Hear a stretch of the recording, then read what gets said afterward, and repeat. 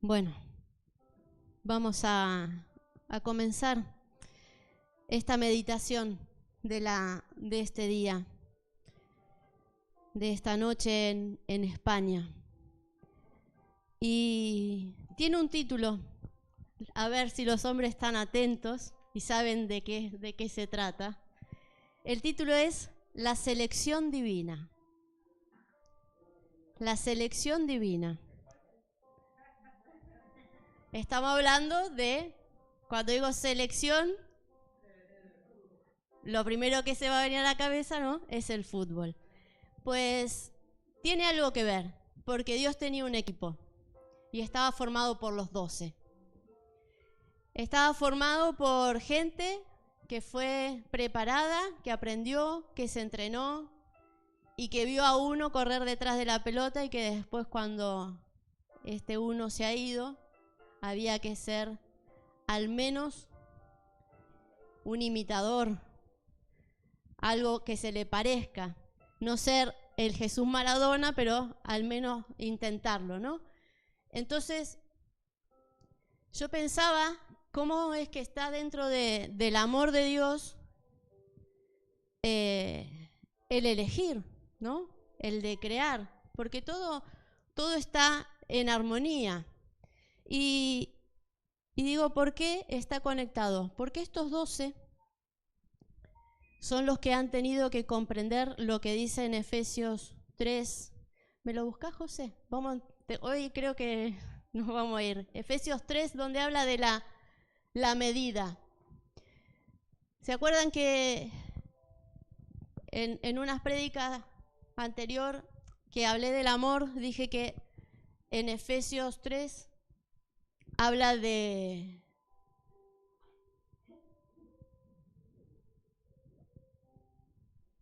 Creo que me he equivocado, ¿no? Donde habla de las medidas del amor. 3:18. Efesios 3:18. ¿Por qué digo que está conectado con el amor? Porque en Efesios 3:18 dice que tenemos que ser capaces con esta selección, con este grupo, de comprender la anchura, la longitud, la profundidad y la altura del amor de Cristo.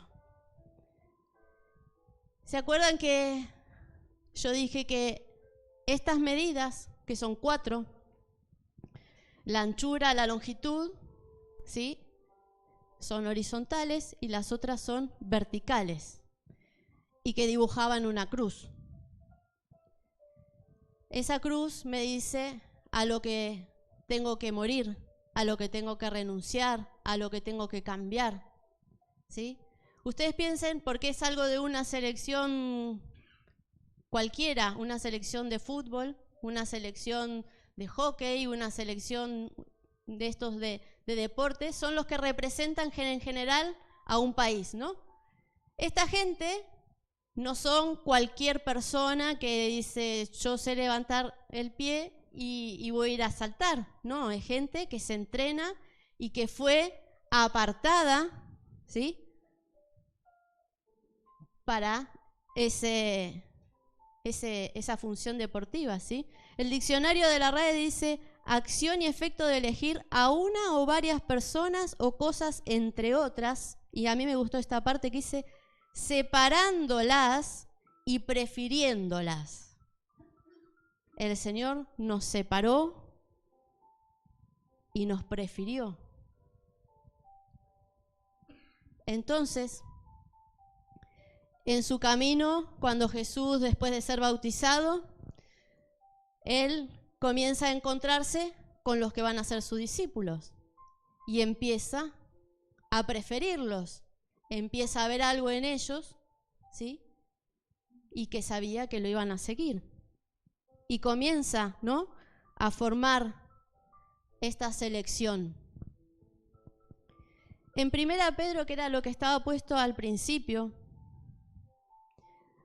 1 Pedro 2:9, ¿sí?, muy conocido el pasaje que dice: vosotros sois linaje escogido, ¿sí? Miren ahí cómo ha hecho una selección, un sacerdocio santo, una nación santa. Así es como nuestro Padre Celestial se imaginó su selección, ¿sí? Estos preferidos, estos separados, que hoy en día somos nosotros. Este es el final de la prédica. Voy a copiar de la pastora que a veces empieza por el final. Esto es lo que Dios, el sueño de Dios, ¿no? Que estos santos, ¿no? Que este pueblo adquirido sea el que anuncie las virtudes y que lleven ese amor que tiene dimensiones y que tienen una cruz. Fíjense que los discípulos en Mateo 10, al que no los voy a aburrir leyendo, pero vamos a ir viendo poquito. En Mateo 10, la Reina Valera dice que es el llamamiento o la elección de los 12, ¿sí? Vamos a leer los 4 primeros versículos. Aquí no están detalladamente qué era cada uno, ¿sí? Pero en general eran pescadores. Algunos eran cobradores de impuestos, ¿sí? El que era Mateo era un hombre que trabajaba para los romanos. En esa época quien cobraba impuestos era el más odiado de la sociedad. Mateo dice así: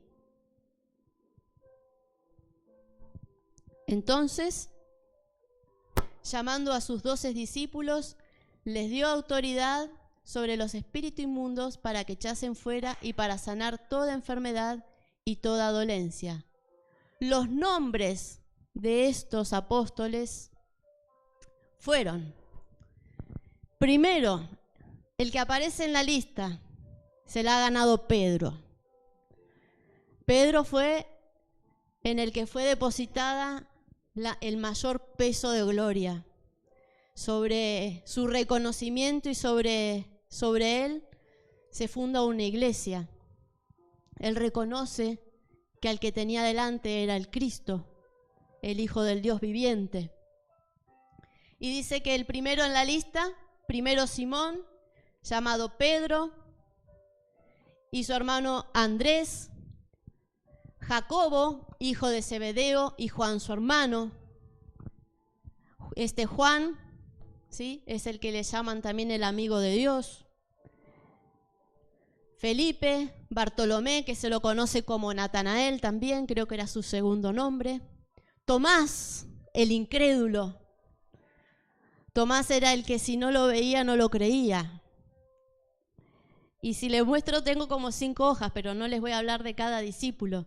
Pero sí que cada uno tuvo algo particular que el Señor le vio y que por eso fue elegido.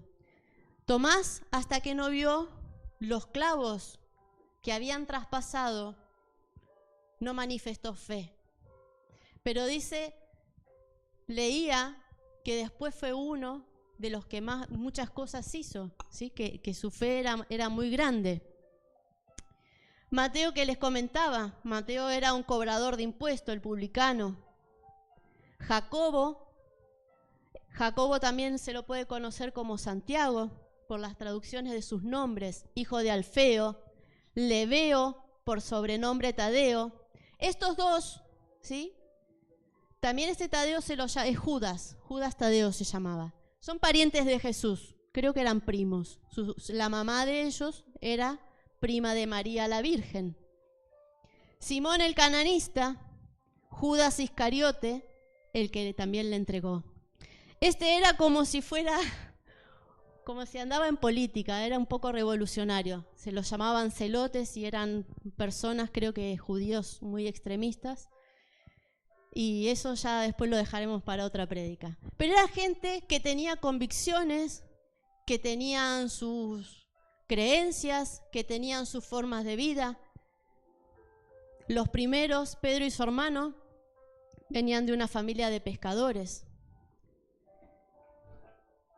Ellos sabían remendar redes, sabían crear redes, limpiar sus redes. Me gustó cuando escuchaba a la pastora el otro día que hablaba de las redes. Y cada uno de ellos tenía algo especial. Y eso de especial era quizás también a lo que tenían que morir, a lo que tenían que ir tratando. La incredulidad. Judas dice que era el tesorero, ¿no? de entre los 12, y parecía el que tenía el amor al dinero. Pero como les decía, por algo este entrenador Jesús los separó, los eligió y los hizo caminar junto a él para que vieran un ejemplo. Así como nosotros, ¿no? Que en nuestro andar en el Espíritu, en nuestras preparaciones, tenemos a veces mucho de las maestras, de los evangelistas, ¿no? Porque son a los que vamos escuchando, de la pastora, los que tenemos como referente, ¿no? Y vamos tomando lo que nos va gustando y lo que hacemos que es más sano para cada uno. Y estas cosas son las que nos va preparando. Así como él preparaba a estos 12, la casa también nos prepara a nosotros. La iglesia, ¿sí?, nos prepara a nosotros. Tenían un llamado, ¿sí? El llamado era llevar al mundo las buenas nuevas de Dios. El mensaje de un reino que se tenía que establecer y que comienza cuando Jesús viene a la tierra. Él viene a establecer su reino y a dejar una selección, ¿no?, que la mantuviera vigente. A esta selección le pasa algo. Tienen una baja. Hay alguien que se lesiona. Hay alguien que cae en lo más bajo. Si bien estas cosas, como dice la palabra, dice, escrito está, ¿no? Tenía que pasar. Tenía que pasar que uno de ellos, Judas, traicione,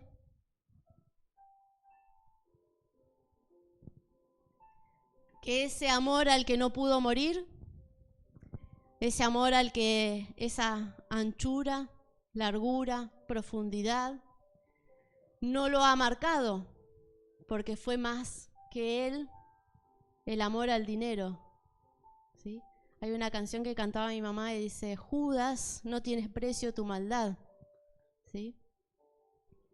El amor al dinero por unas monedas miserables al maestro con un beso entregó. Y ahora de los 12 nos quedamos en 11. ¿Saben que la tribuna de Boca Juniors tiene... bueno, pues yo hace como 20 años que me fui de Argentina, soy de Boca solo de palabras. La tribuna se le llama la 12. El jugador número 12 es la tribuna, la bombonera, sus fieles, ¿sí? Ellos son la 12. Y hoy, después de la muerte de Judas, ese 12, ese número que falta, necesita ser suplantado. ¿Por qué no podían quedarse en 11? A ver, levanten la mano. ¿Por qué? En el 12 hay autoridad, en el 12 hay gobierno. Si no llegamos al 12, no hay un gobierno. Para el que nos está escuchando por primera vez, decimos que 12 es el gobierno de Dios, porque en el Antiguo Testamento, el linaje, la descendencia de Jacob, el pueblo de Israel, fueron con las 12 tribus, ¿sí? La de Leví, aunque la de Leví no estaba contada, la de Judá, la de Dan, la de Can. Todas 12 formaron este pueblo de Israel, este elegido, este sacerdocio santo en el Antiguo Testamento.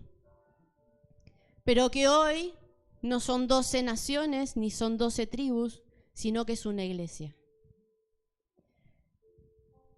¿Y qué pasa con este número 11? Dice, vamos a ir a Hechos, capítulo 1. A los discípulos, cuando Hechos está relatando que Jesús ya había resucitado, ahora era Jesucristo, el Hijo de Dios. Él asciende a los cielos, ¿sí? Y ellos dicen que se reúnen, de aquí donde sale el Pentecostés, ¿no? Y se dan cuenta de que son 11, que se han quedado en 11. Y ven que el gobierno de Dios no se está llevando a cabo, que falta uno. Vamos a leer. Pues si no van a creer que yo no uso la Biblia de este. Hechos 11, capítulo 1, versículo 12 dice: Entonces volvieron a Jerusalén desde el monte que se llama del Olivar, el cual está cerca de Jerusalén, camino de un día de reposo. Y entrados, subieron al aposento alto, donde moraban Pedro, Jacobo, Juan, Andrés, Felipe, Tomás, Bartolomé, Mateo, Jacobo hijo de Alfeo, Simón el celote, el cananista, ¿se acuerdan que lo vimos antes? Y Judas, hermano de Jacobo. Si los cuentan, hay 11. 14. Todos estos perseveraban unánimes en oración y ruego con las mujeres y con María, la madre de Jesús, y con sus hermanos. En aquellos días, Pedro se levantó en medio de los hermanos, y los reunidos eran como 120 en número, y dijo: Varones hermanos, era necesario que se cumpliese la escritura que el Espíritu Santo habló antes por la boca de David acerca de Judas, que fue guía de los que prendieron a Jesús. Era necesario, ¿sí?, que esto sucediera. La traición de Judas, por más que Jesús hubiera querido, si Jesús hubiera querido evitar muchas cosas, lo hubiera hecho, pero él vino a cumplir un propósito, un mandamiento. Él había sido enviado con una misión. 17. Y era contado con nosotros, ¿sí?, este Judas, ¿sí?, que fue guía de los que prendieron a Jesús, y era contado con nosotros y tenía parte en este ministerio, era parte de este llamado que tenían, que había sido, que Dios le dijo: llevad al mundo y decid que el reino de Dios se ha acercado. Este pues, con el salario de su iniquidad, adquirió un campo y cayendo de cabeza se reventó por la mitad, y todas sus entrañas se derramaron, y fue notorio a todos los habitantes de Jerusalén, de tal manera que aquel campo se llama en su propia lengua Acéldama, que quiere decir campo de sangre. Porque Cristo está en el libro de los Salmos: sea hecha desierta su habitación. Si esto está hablando todo de lo que ha pasado Judas, y no haya quien more en ella, ¿sí?, una tierra maldita. Dice: y tome otro su oficio. Hay que reemplazarlo. El lugar de Judas está vacante y hay que echar currículum. Y resulta que aquí van a aparecer 2. No sé si le dieron a Pedro su currículum vitae, pero aquí van a aparecer 2 nombres. Es necesario, pues, que de estos hombres que han estado juntos con nosotros todo el tiempo que el Señor Jesús entraba y salía de entre nosotros, comenzando desde el bautismo de Juan hasta el día que de entre nosotros fue recibido arriba, uno sea hecho testigo con nosotros de su resurrección. 23. Señalan a dos. A uno, José, llamado Barsabás, que tenía por sobrenombre el Justo, y a Matías. Y orando dijeron: Tú, Señor, que conoces los corazones de todo, muestra cuál de estos dos has escogido para que tome la parte de este ministerio y apostolado, y de que cayó Judas por transgresión para irse a su propio lugar. Y les echaron suertes, y la suerte cayó sobre Matías, y fue contado sobre los 11 apóstoles. Lo echaron a suertes, ¿sí? Ellos oraron. No voy a entrar a echar a suerte, eso aparece en el libro de Levítico porque también lo hace Aarón. Dice que, fíjense, Barsabás parece que tiene un nombre lindo porque su significado, ¿sí? Su nombre dice que es justo. Y nosotros estamos dentro de los justos. Pero sin embargo, cae sobre Matías. Matías significa regalo de Dios. Regalo de Dios. El discípulo número 12 es un regalo de Dios. Lo es Matías. Todos somos Matías. Esta tribuna 12, la iglesia, se llama Matías. El Señor busca a esta iglesia Matías. Ya no somos Tiempo Nuevo, lo seremos por la organización, pero ponga en su corazón un nombre nuevo, y es regalo de Dios. Un regalo de Dios, el perfecto fue su Hijo, que lo deja, hace que se despoje de todo cuanto tenía en el cielo, a la diestra del Padre, ¿no? Dice que gobierna Jesús, y Él desciende a la tierra porque había sido enviado, porque tenía un plan que cumplir, y Dios regala a Jesús al mundo, ¿sí? ¿Se acuerdan Juan 3:16? Porque de tal manera amó Dios al mundo que regala a todo aquel que en Él cree, a este Jesús. Jesús no está en la tierra, pero está en el corazón de la iglesia, que es su regalo. La iglesia, primeramente, su amiga, como la describe en Cantares, su amada. Somos ese linaje escogido. Somos una iglesia que tiene el llamado de los 12. Ya no somos 12 dando vueltas. Somos una iglesia. A ir a la unidad de la fe.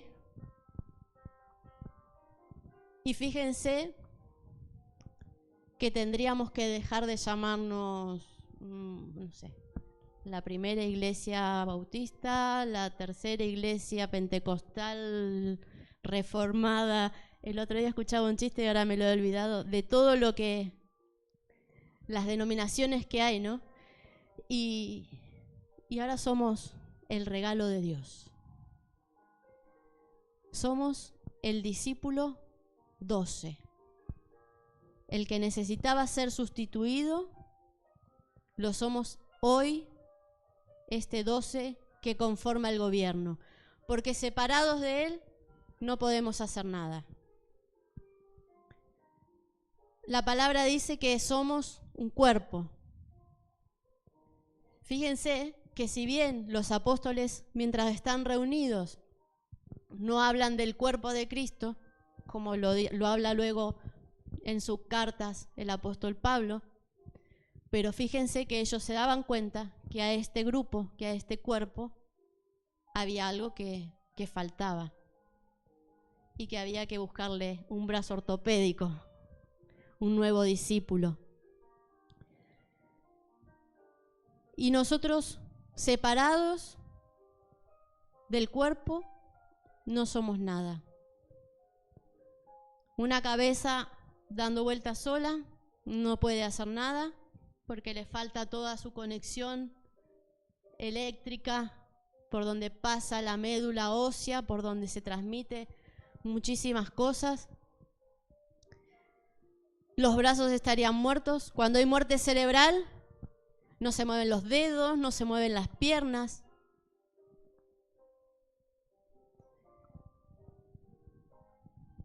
Entonces, este cuerpo de Cristo, hoy su iglesia, todos nosotros, todos los que han creído y han entrado en esta dimensión de las dimensiones del amor, aquellos que estamos en el proceso de comprender cuál sea la altura, la anchura, la largura, la profundidad. Estamos dentro. Hay una medida que es la de Jesucristo, ¿sí? La del primer regalo, este regalo perfecto, a la que tenemos que llegar. Y la iglesia tiene que darse cuenta que separados de Dios no somos nada. Ni nosotros mismos separados de la casa esta no somos nada. Que no podemos ir con nuestra ideología como quizás lo hacemos en la vida cotidiana, ¿no? Uno puede plantarse delante de alguien y decirle, a mí me parece tal cosa. Pero déjame decirte que en el camino, en esta 12, y no es la de Boca Juniors, no hay lugar para ideología humana. No hay ideología humana. No hay lugar para gente que quiera hacer lo que le parezca. Porque Dios necesita un cuerpo unido. Necesita gente que esté conectada, todos sus nervios, sus centralitas, las neuronas, que todo esté funcionando. Ahí no tiene que haber ningún cortocircuito, porque si no, el cuerpo se duele. Fíjense, cuando se muere Judas, uno dice, oh, se habrán sacado un peso de encima, ¿no? Porque encima tener un traidor al lado. Fíjense si Judas no se hubiera muerto, no sé, lo agarrarían a piñas, no lo sé, ¿no? ¿Qué hubiera hecho uno si Judas seguiría vivo? Pero aún así, ¿no? Ellos se reúnen y se dan cuenta de que el cuerpo, aunque alguien haya traicionado, Judas ha compartido un par de años con ellos. Ha mamado y ha visto las mismas cosas que han visto ellos. Y se dolieron, porque su cuerpo estaba amputado. A esta pequeña iglesia, ¿sí? Que decía que el número era unos 120, le faltaba un miembro. Y cae sobre Matías, ¿sí? Si bien podría haber sido Barsabás porque tenía un buen nombre, el justo. Pero parece que Matías era mejor, porque era el regalo de Dios. ¿Y con esto qué quiero decir? Todos somos un regalo de Dios. Todos tenemos algo. No nos creamos inválidos. Porque Dios sabe lo que necesitamos y Él sabe qué poner en nuestro corazón, qué poner en nuestra mente para que nos activemos. Es un tiempo en que necesitamos estar despiertos, estar atentos a lo que el Señor quiere hacer con cada uno de nosotros. Porque somos un cuerpo y porque nos dolemos cuando le pasa algo a la iglesia. No a Tiempo Nuevo, no al MAI, no a las iglesias de Dios, no a las iglesias bautistas. Cuando la iglesia, la amada de Dios, la amiga de Dios. Cuando a Matías le pasa algo, nos dolemos.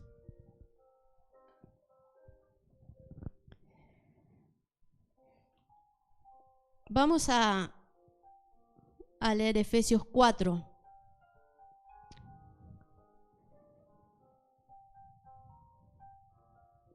Y con esto prácticamente hoy soy breve. El otro día se me fue un poco, pero creo que es simple y sencillo. No quería buscar más versículos. Somos un regalo de Dios. Él nos escogió. Dice el Salmo 119, si no me equivoco: mi embrión vieron tus ojos. Aun cuando no éramos nada en el mundo, le hemos conocido. Aun cuando ni siquiera éramos embrión, ya éramos algo antes. Y hoy somos el regalo de Dios. Cada uno como un hombre individual, que se duele, que se queda rengo, que cojea, que le da cistitis o lo que sea, y que se puede reparar con la medicina o con un buen masaje, o lo que Dios quiera. Somos la iglesia. No soy solo yo, soy yo, pero también estoy con otros. A veces voy a funcionar solo porque es necesario que Dios trate conmigo, y otras veces voy a ser tratado en la 12. Imagínense la cancha de Boca. Dicen que tiembla. Yo fui a ver una vez a Dante Gebel, y dicen que cuando estaba Dante Gebel también la tribuna se movía, y ya era muy tarde, no me acuerdo por qué me fui. Pero yo la conocí, es muy impactante. Y dicen que cuando la gente va, la cancha vibra. Imagínense nosotros, esta 12, Matías, si un muro, si una piedra, como creíamos que era el fundamento de la iglesia, puede vibrar, ¿qué más podemos hacer nosotros como cuerpo, todos unidos? Y no hace falta que nos abracemos para cantar una alabanza y estar saltando, sino en la unidad del Espíritu, en el vivir y el hacer, el sentir de Jesús. Eso para que los 12 fueron llamados, para decir que el reino de Dios está aquí. Haríamos un terremoto. La Bombonera se quedaría chica al lado de lo que podría hacer vibrar el pueblo de Dios. La palabra lo dice, que la tierra está esperando que esta 12 se mueva. La palabra de Dios lo dice. La tierra, el mundo, espera la manifestación del regalo de Dios. Imagínense si se manifiesta. No quedaría nada en pie. No quedaría nada en pie. Imagínense, piensen en lo que ha pasado cuando Jesús estaba en la cruz y Él muere. ¿Qué pasa con los cielos? Se pone negro. Imagínense la manifestación de la creación de Dios, de su iglesia. Inimaginable. Y las cosas que alcanzaríamos. A veces me pregunto, no a veces, casi todos los días, y muy a menudo en el día, ¿cuándo seremos uno? ¿Cuándo dejaremos de tener cosas perdidas en el camino?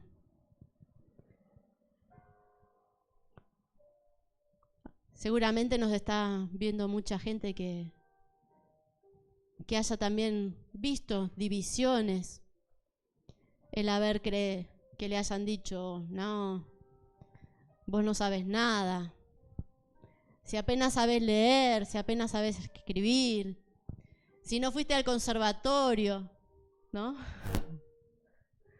Pero si no tenés ni oído ni para afinar la guitarra. Pero Dios nos ama, Dios nos eligió, Dios te eligió. Y no hay que creerse lo que te digan hiriendo. Si Dios no te ha dejado, ¿por qué te vas a creer que eres inútil cuando otro te lo dice? No somos inútiles. Es verdad que somos barro y que podemos deshacernos, pero hay un alfarero que nos sabe moldear. Dios sabe hacer de nosotros vasijas nuevas. Él sabe formar cosas que sirven. Tomar, a veces quizás lo peor que se vea, porque también tenemos que aprender a reconocernos, ¿no? Quizás hay gente que no le guste que los manden o que le hagan ver el error, ¿no? A veces, ¿no? Que nos digan lo que tenemos que hacer no nos gusta. Y hay cosas que tienen que salir a la luz para ser tratados individualmente y para ser tratados como cuerpo. Porque si las cosas, fíjense en Judas, ¿no? Judas fue un traidor. Traidores hay un montón, ¿o no? Estamos rodeados de Judas y no sabemos aún si yo soy Judas. Dios me libre, diría mi abuela. Dios me libre. Pero aún no sabemos en qué podríamos caer. Pero estamos en las manos del alfarero. Somos una arcilla, somos barro. Nos formó del barro, nos sacó del polvo, ¿no? Nos ha moldeado, como cuando en la arena, ¿saben esta gente que hacen las figuras? Yo me he quedado un día en Mar del Plata, alguien había hecho una señora, el cuerpo de una mujer, igualito. Imagínense a Dios, ¿sí? Allí, por el Génesis, formando al hombre de esta arcilla. Y que Adán y Eva se deformaron ahí un poquito. Ahí, no sé cuántos años o miles habrán pasado porque el tiempo es de Dios. Pero ahí nomás, creados, eran solo 2 y se desbandaron. Imagínense nosotros que somos millones. Pero somos barro en manos del alfarero. Y voy a dejar acá porque si no, sé que voy a estar 1 hora. ¿Para qué? ¿Para qué somos un cuerpo? Él pone sus ministerios, sus manos sobre la tierra, ¿sí? Sobre nosotros, sobre este 12, hay una mano operativa. Hay una mano que nos guía, ¿sí? Dice que a uno los constituyó, Él mismo, ¿sí? Jesucristo. A unos apóstoles, profetas, a otros evangelistas, a otros pastores y maestros. Hay, no me acuerdo ahora en qué versículo y en qué capítulo es, hay una lista un poquito más grande. Inclúyase. No habla solo de 5 personas. Hay gente que está en proceso y estará dentro de esos 5. Que el trabajo no está solo para esos 5. También está para los que estamos en barro, moldeándonos. Estamos ahí. Aún no nos vemos o estamos intentando ver. a qué tenemos más capacidad, porque esas cosas también, para eso están los pastores y el equipo pastoral. Imagínense a estos 12 apóstoles, a estos 11, que tenían a Barsabás y a Matías. Imagínense a la pastora, la maestra, el evangelista José, en su reunión y dicen, ahora necesitamos a alguien más. Bueno, Nancy, me voy a agarrar con Nancy, que es la nueva ahora. Nancy lleva muchos años, una chica fiel, acompaña a la pastora, colabora, no sé cuántos años llevaba de diácono, y la vieron madura. Vieron que ese barro Nancy tenía forma de vasija, buena, ¿sí? Y la metieron en los 12. La metieron dentro de los 5. Quizás ella no se veía qué iba a hacer, pero para eso está la iglesia, para eso está la mano, que sí ve en que uno se desarrolla. A veces nosotros creemos que es el tiempo, pero un paso en falso en un ministerio o en un llamado puede hacernos caer, ¿no? Y después es muy duro levantarse. Entonces estos dice que este grupo tiene que perfeccionar a los santos para la obra del ministerio, para la edificación del cuerpo de Cristo. ¿Sí? Hasta que todos lleguemos a la unidad de la fe y del conocimiento del Hijo de Dios, a un varón perfecto, ahí en amarillo, a la medida de la estatura de la plenitud de Cristo, para que ya no seamos niños fluctuantes. Vamos a quedarnos ahí. Ya no somos niños. Ahora somos Matías. Y estamos metidos en esa mano. Aún no soy apóstol, aún no soy pastor, aún no soy evangelista, ni maestro, pero me estoy desarrollando. Soy barro en manos del alfarero.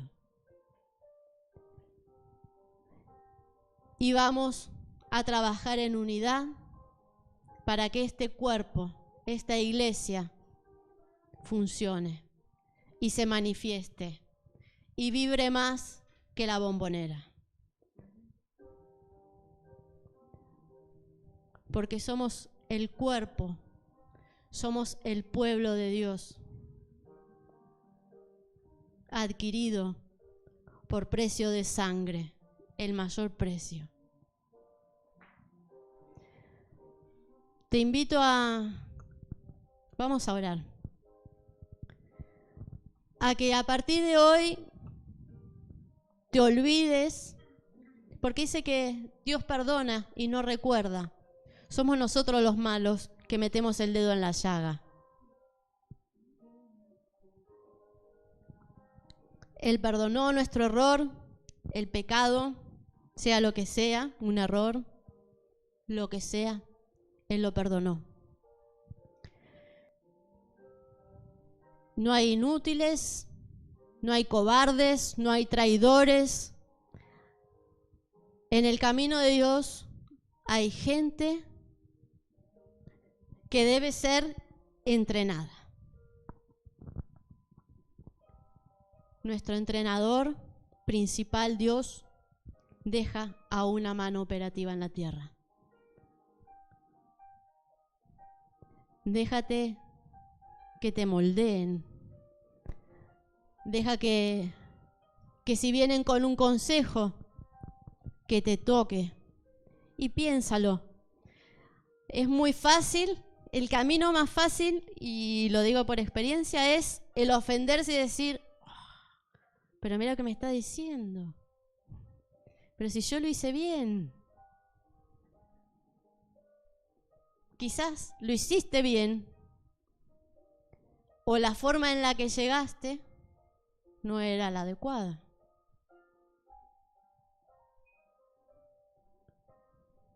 En la vida misma pasan muchas cosas. Y en la vida de una iglesia pasa exactamente lo mismo. ¿Cuánta gente en un trabajo no es acosada por sus compañeros, por un jefe? ¿Cuánta gente dentro de la iglesia no es avergonzada por un hermano? Por alguien que te recuerda lo que fuiste o lo que aún eres. Sin dejarte ese lugar de tranquilidad y de trabajo en manos del alfarero. Hay que aprender a mirar el mundo con los ojos de Dios. Señor, gracias Padre por este momento, por esta meditación, porque pensamos y meditamos en tu palabra. Meditamos en aquello que tú nos enseñas a través de ella. Enséñanos, Padre, a vernos como este nuevo discípulo escogido. Enséñame a verme como Matías. Enséñame a verme como un regalo de Dios, no como un despojo, no como alguien que ha sido avergonzado, dejado de lado. Enséñame a ver con tus ojos. Enséñame a verme como tú me ves y no como los otros dicen que me ven. Gracias, Padre. Gracias, Señor, por elegirnos. Gracias por separarnos y por preferirnos.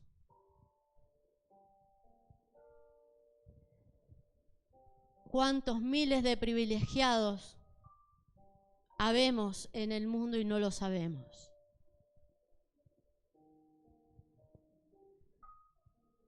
Enséñanos a amar tu iglesia. Enséñanos a amar tu cuerpo, la iglesia. Enséñame a amar a cada uno de los miembros del cuerpo de Cristo. Desde la uña hasta el pelito más oculto. Porque delante de ti todos somos iguales.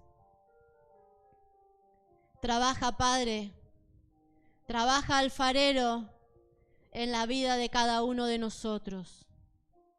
Moldea a tu pueblo según tu parecer, para que seamos vasijas que podamos contener tu gloria, llevar tu gloria, Padre Santo.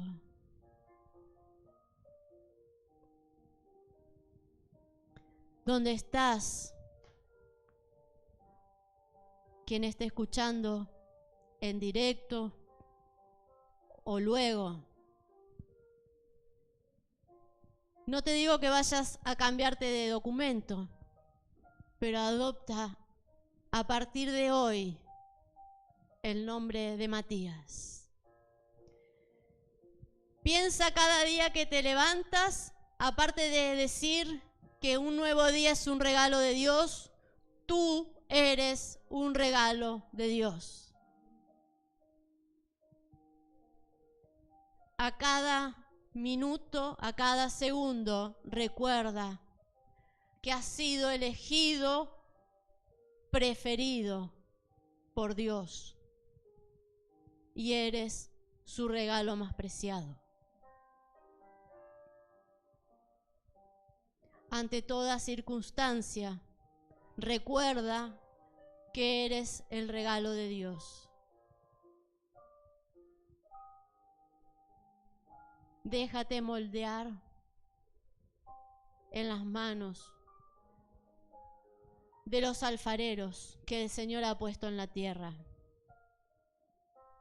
Déjate moldear, recibe el consejo de tu pastor,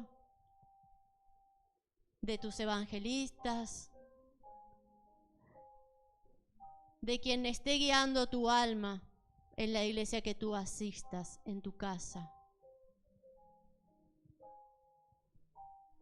Son los escogidos, son los que te ayudarán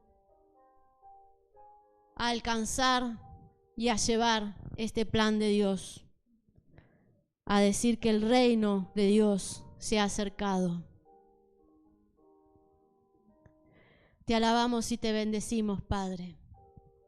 Trae paz al mundo, un mundo que se está doliendo en medio de una pandemia. Clamamos por tu misericordia y por tu piedad. Trae consuelo, trae paz, porque esta pandemia está trayendo mucha desolación. Hay mucha gente en soledad.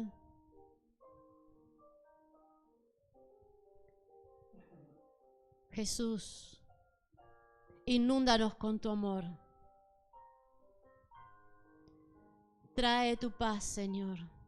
Trae tu paz primeramente a tu casa, primeramente a tu iglesia en el mundo, aquella que conoce las dimensiones del amor. Te alabamos y te bendecimos y te damos toda la honra, Padre. En el nombre de Jesús. Amén y amén. Amén.